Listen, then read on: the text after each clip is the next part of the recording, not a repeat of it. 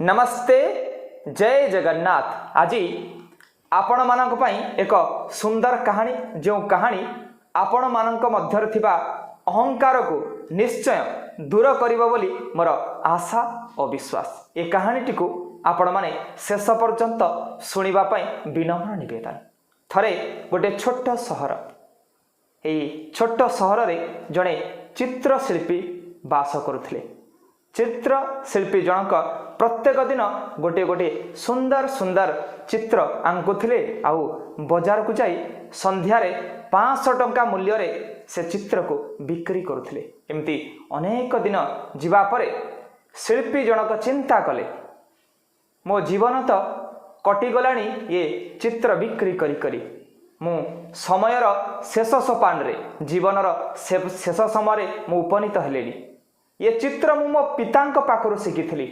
आउ जदि मो छोट पुओ को मु चित्र आंकिबा शिखाए से भी भल 2 पैसा रोजगार करि परिबो। ता आम पारिवारिक जो वृत्ति अछि, आम परिवार जो वृत्ति जहा मु मो बापांक पाखरु शिखिथिली ताहाको जदि मु मो छोट पुओ को शिखाए ताले से निज जीवनर गुजराणु को मेंटेबा सहित गोटे भल चित्रशिल्पी हेई परिबो। ए आशा करी दिने पुत्र को पाख को डाकिले, कहले बापा रे तुमे आज चित्र शिखिबा आरंभ कर। एटा आम कौलिक पुत्री, मु मो बापांक पाखरु चित्र आंकिबा शिखिथिली, आउ तुमे मध्य मो पाखरु चित्र शिख। अति खुशी रे सान पुटी कहला बापा मु आज ठारु तुम पाखरे चित्रशिल्पी। धीरे धीरे तांकर छोट पुओ मध्य चित्र करबा आरंभ कला। आउ एक गोटे दिन पुओ आंकिथिबा चित्र को नहीं बाजार रे 100 टंकार बिक्री करी आसिला। बापा बहुत खुशी हेले, किंतु बापांक खुशी सिना थाए किंतु पुओ भितरे खुशी न थाए। काहे कि पुओ चाहूଥାଏ मो बापांक भलिया चित्र करिवि। एमिति अनेक दिन गला परे पुओर शिखिबार आउरी इच्छा लागिला। बापा मध्य पुओ को शिखेबा पाई लागिले। किछि दिन गला परे पुओ तार चित्र को 200 टंकार बिक्री करिला। बापा आउरी खुशी होला, किंतु पुओ भितरे खुशी न थाए। पुओ चाहूଥାଏ आउरी भल शिखिबो। पुणी किछि दिन शिखिला परे पुओ 200 टंकार बिक्री करथिबा चित्र को दिने 300 टंकार बिकिला। बापा आउरी खुशी होला। किछि दिन गला परे पुओ 400 टंकार चित्र बिकिला। बापा आउरी खुशी होला। पुओ भितरे शिखिबार इच्छा देखि बापा आउरी खुशी होला कि मो पुओ चाहूछि आउरी शिखिबो। तो एमिति दिन आसिला, पुओर भी फोटो 100 टंकार बिक्री हैला। पुओर 100 टंकार बिक्री होतिबा फोटो 500 टंकार बिक्री हैला। आउ बापा अधिक खुशी हैला, किंतु पुओ भितरे खुशी न थाए। पुओ चाहूଥାଏ मो बापांक ठारू आउरी भल चित्र आंकिबी। बापा मध्य निखुण भाबरे पुत्र को चित्र आंकिबार कला शिखौथांती। एमिति एक दिन आसिला जो दिन पुओर चित्र 1000 टंकार बिक्री हैला। आउ 1000 टंकार बिकी सारिबा परे पुओ खुशी रे नाची नाची घर को फेरिला। आउ बापा डाकिला, कहला आ मु तते आज सबुठुर सुंदर चित्र आंकिबार कला शिखेबी। पुओ कहला कौन हैला तमे मते शिखेइबो? तमर बा चित्र 500 टंकार बिक्री होथिला। मु बा आज एते सुंदर चित्रशिल्पी हो जाइछि जे लोक माने मो चित्र को 1000 टंकार किणुचंती।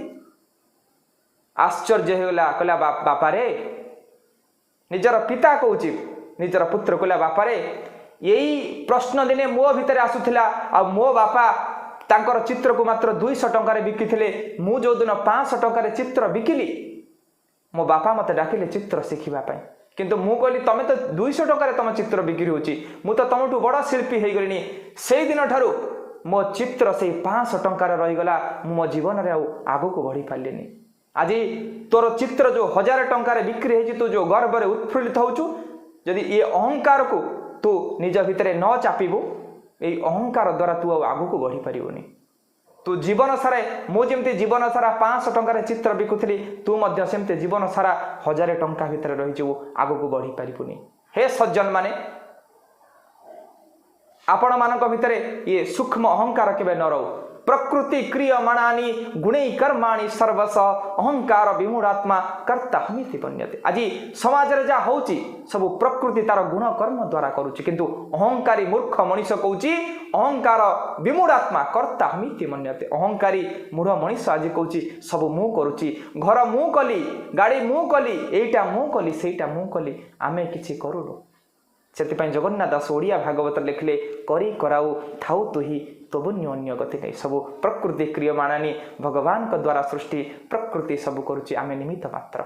केही रही नाही रहिबे नाइटी भवरंग भूमि तले सर्वे निज निज अभिनय सारी बाहुड़े काल बले समस्ते निज निजर अभिनय सरीगला परे केही नेइकिरि जीवेनी समस्ते छाड़िकी जीवे तेणुक ये छाड़ी जाउथिबा जिनिस उपरे केबे आपण माने अहंकार करंतु नहीं भगवान सबु सहंती किंतु कहार अहंकार सहंतीनी हे सज्जन माने आपण मानकु विनम्र निवेदन केबे निजर ज्ञान को नहीं निजर पदवी प्रतिष्ठा कीर्ति को नहीं केबे अहंकार करंतु नहीं कहीं ये अहंकार ही आपण को दिने दुख आउ दुर्दशारे पहुंचाइब आपण मानकर मंगल कामना करी ये सेवक नमस्ते जय जगन्नाथ जदि मो कहानीटी भल लगी थाए ताले ये कहानीटी को समस्त पाखरे पहुंचेबा पाई विनम्र निवेदन जय जगन्नाथ।